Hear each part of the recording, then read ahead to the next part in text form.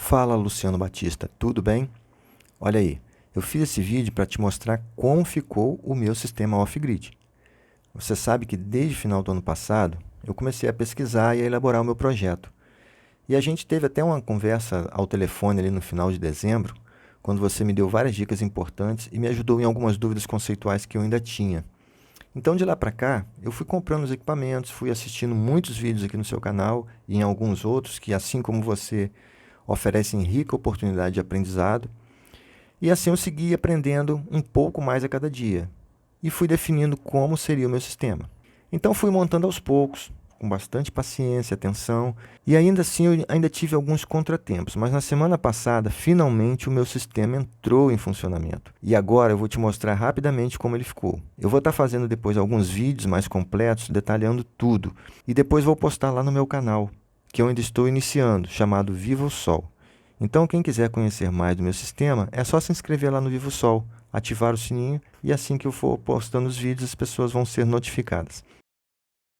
Esse meu projeto, ele se baseou em 3 pilares: economia, disponibilidade e praticidade. Economia, que é o aproveitamento da luz solar para gerar energia, reduzir custos e, óbvio, contribuir com o planeta. Disponibilidade, porque eu tenho aqui problemas com muitas quedas de energia e que costumam demorar várias horas para normalização. Então, eu quero ter uma alternativa para suprir essas eventuais quedas. E praticidade, porque eu quero fluidez, eu quero que o sistema cumpra o seu papel da forma mais autônoma possível, com a menor interferência por parte dos residentes.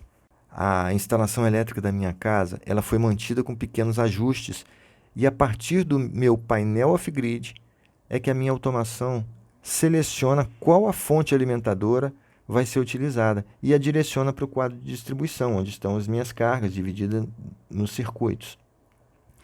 Meu sistema de geração ele é dividido em 2 strings, sendo uma com 4 placas de 150 watts e outra com 3 placas de 400 watts, sendo que cada uma delas está ligada em um controlador MPPT Tracer de 40 amperes.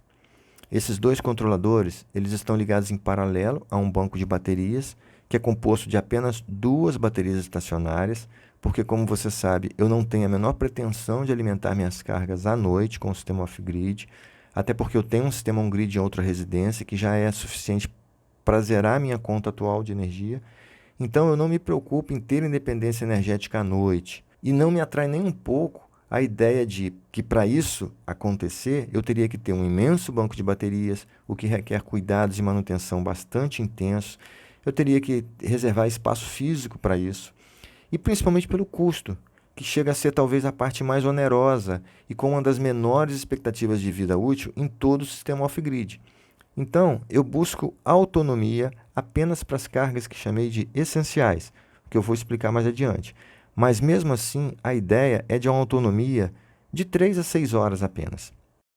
As minhas baterias, Luciano, elas ficam sobre a laje, embaixo do telhado, onde eu sei que eu posso ter problemas com temperatura, mas como meu sistema começou a funcionar agora, eu vou observar o comportamento e avaliar a necessidade ou não de ajustes. Mas eu preferi que elas ficassem ali porque é onde elas impactam menos o dia a dia da casa.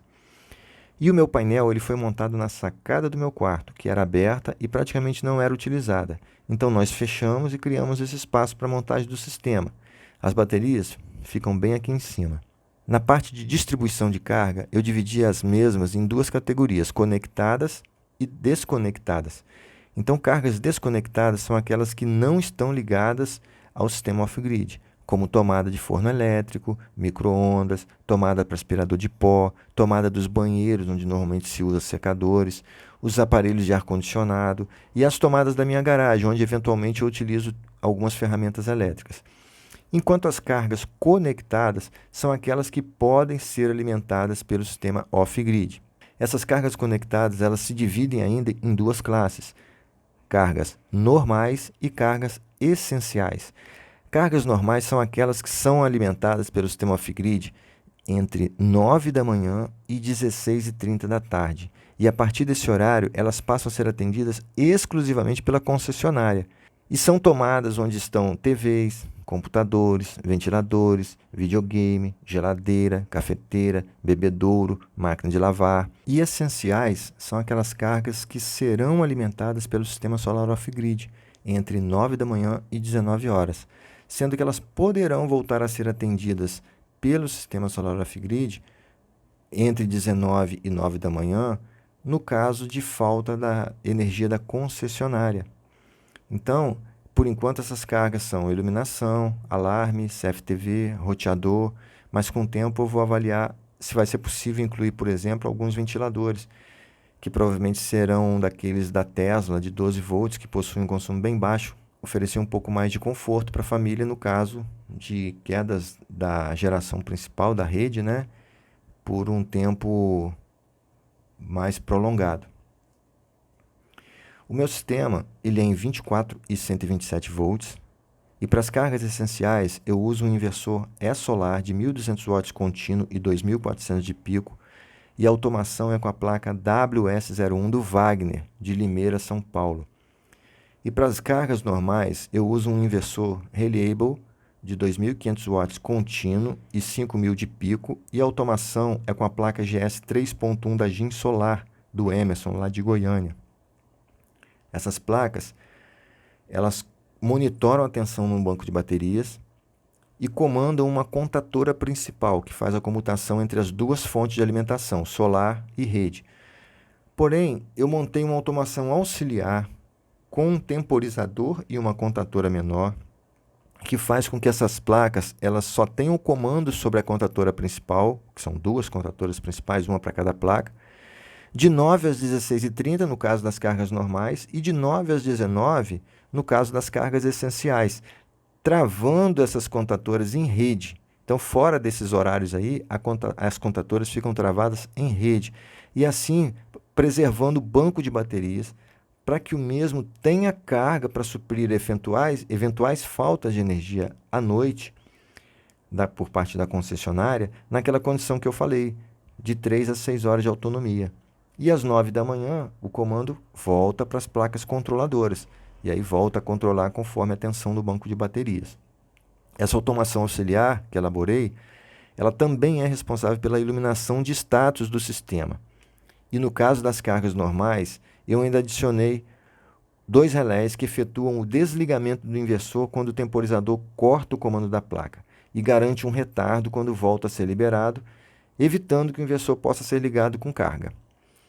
Eu tenho aqui ainda um equalizador de baterias, o monitoramento das mesmas está aqui. Esses relés aqui são da automação auxiliar e sinalização de status. Tenho aqui também 3 ventoinhas extras para cada inversor, cada grupo comandado por um termostato próprio que liga e desliga os 3 conforme as temperaturas mínima e máximas setadas no instrumento. Eu tenho na saída desse inversor das cargas essenciais um Sonoff Pole, que eu coloquei aqui mais com o intuito de poder monitorar à distância o consumo, mas eu confesso que não gostei muito do resultado. Primeiro porque a capacidade informada pelo fabricante é de 15 amperes, o que eu acho muito pouco, pois é preciso ter uma boa margem de folga e aqui já fica muito próximo. Inclusive eu já conheço alguns casos dele ter derretido com cargas menores que 10 amperes. Mas aí vem a segunda ressalva. Os bornes desse Sonoff são, ao meu ver, uma aberração, pois são de pressão e não oferecem um contato firme o suficiente para cargas acima de 2 amperes, o que com certeza vai causar aquecimento, perda e eventualmente um derretimento do material plástico do dispositivo, podendo resultar num incêndio, num curto-circuito e outros danos diversos. Então, no meu caso, eu soldei 4 rabichos de 4 milímetros, que é a bitola do condutor que sai do inversor. Eu soldei esses 4 rabichos por baixo da placa, bem reforçado, e os levei a uma régua de bornes, onde eu pude fazer a conexão de entrada e saída do Sonoff, todas em 4 milímetros, de forma bastante segura, com aperto por parafuso.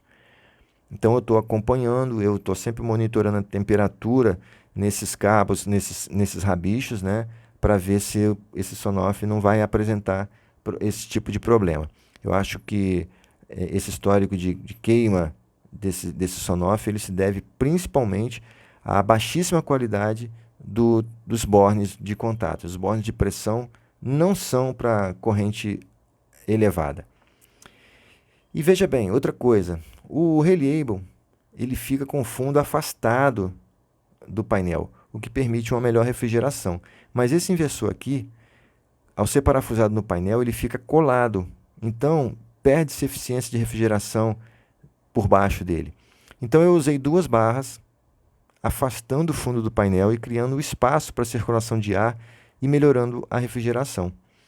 Nesse primeiro mês, apenas a parte de cima da minha casa está sendo atendida pelo sistema solar off-grid, mas logo eu estarei integrando a parte de baixo também. Vale ressaltar que minha geladeira não é inverter e tanto ela quanto o bebedouro terão um tira-pico individual, o que irá minimizar o esforço do inversor nos momentos de partida desses motores. E outra coisa é que eu não possuo chuveiro elétrico aqui. Para finalizar, Luciano, acabei não dando uma panorâmica no sistema, né? Vamos lá. Eu tenho aqui a chegada, né, dos painéis de 150, dos painéis de 400. Essa string aqui vem para esse tracer, ele controla com o MT50, e essa outra string vem para esse tracer MT50, beleza? Aqui eu tenho o monitoramento das cargas quando estou pela energia solar, referente a esse inversor aqui. Então, está no solar agora, a luz amarela está acesa. A parte da rede está aqui, ó, está desligada. Não estou pela rede, mas tenho tensão. Se tivesse acesa aqui, eu estaria sem rede, né? Aqui eu tenho a parte de automação desse inversor das cargas essenciais. Aqui eu já mostrei, eu tenho os relés que fazem a parte de iluminação e automação auxiliar. O outro inverter com a outra string. Aqui também está na energia solar nesse instante, as cargas normais. A parte de automação desse inversor, Reliable aqui. A placa controladora, GIN solar. E aqui também está desligado, não está pela rede, mas eu tenho tensão, tanto que está até aceso, né? Quando se eu não tivesse tensão, estaria acesa a vermelha e o indicador aqui estava apagado também. E aqui eu tenho o monitoramento das baterias, né, que estão sendo controladas por esse equalizador aqui, e aqui eu consigo ainda acompanhar visualmente. Beleza? É isso aí, o meu sisteminha aí.